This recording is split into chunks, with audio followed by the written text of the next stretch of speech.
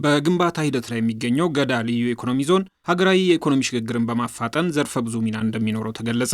በኢትዮጵያ ንግድ ባንክ ፕሬዝዳንት በአቶ አቤ ሳኖ የተመራ የባንኩ ከፍተኛ የስራ ኃላፊዎች ቡድን ከሰሞኑ በገዳ ልዩ ኢኮኖሚ ዞን በመገኘት በግንባታ ሂደት ላይ የሚገኙትን የመሰረተ ልማት ስራዎችን ጨምሮ በግል ባለሀብቶች እየተገነቡ ያሉ የመስታወት፣ የጨርቃጨርቅ፣ የግንባታ ግብዓቶች ማምረቻ ፋብሪካዎችንና ሌሎች የኢንዱስትሪ መሰረተ ልማት ስራዎችን ጎብኝተዋል። በልዩ ኢኮኖሚ ዞኑ በግንባታ ሂደት ላይ የሚገኘው ነፃ የንግድ ቀጠናም በአቶ አቤና በባንኩ ከፍተኛ የስራ ኃላፊዎች ከተጎበኙት ፕሮጀክቶች አንዱ ነው።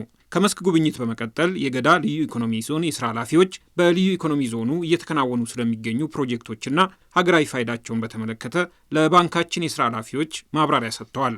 የገዳ ልዩ ኢኮኖሚ ዞን ዋና ስራ አስፈጻሚ አቶ ሞቱማ ተመስገን እንደተናገሩት ፕሮጀክቱ ሀገራዊ የኢኮኖሚ ሽግግርን ከማፋጠን ጀምሮ የውጭ ቀጥተኛ ኢንቨስትመንትን በመሳብ እንዲሁም የካፒታል ፍሰት ተግዳሮቶችን በማስቀረት ዘርፈ ብዙ ሚና አለው ብለዋል። አንጋፋው የኢትዮጵያ ንግድ ባንክም በዞኑ እየተገነባ ባለው ነፃ የንግድ ቀጠና የግል ባለሀብቶችን በፋይናንስ በመደገፍ እንዲሁም በባንክ ኦፕሬሽንና በሌሎች ፕሮጀክቶች ላይ እንዲሳተፍ ዋና ስራ አስፈጻሚ ጥሪ አቅርበዋል።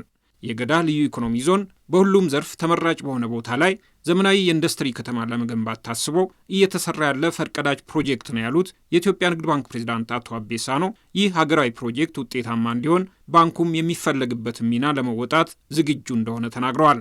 ልዩ የኢኮኖሚ ዞኑ ከባንኮች የሚፈለጉ ሚናዎችን ለይቶ ካቀረበ ባንኮች ዋስትና ባላቸው የኢንቨስትመንት ዘርፎች ሁሉ ለመሳተፍ ዝግጁ ናቸው ያሉት አቶ አቤ የኢትዮጵያ ንግድ ባንክም በልዩ የኢኮኖሚ ዞኑ እየተገነባ ባለው ነፃ የንግድ ቀጠናን ጨምሮ የግል ባለሀብቶችን የፋይናንስ ፍላጎት ለመመለስ በትኩረት እንደሚሰራ ቃል ገብተዋል።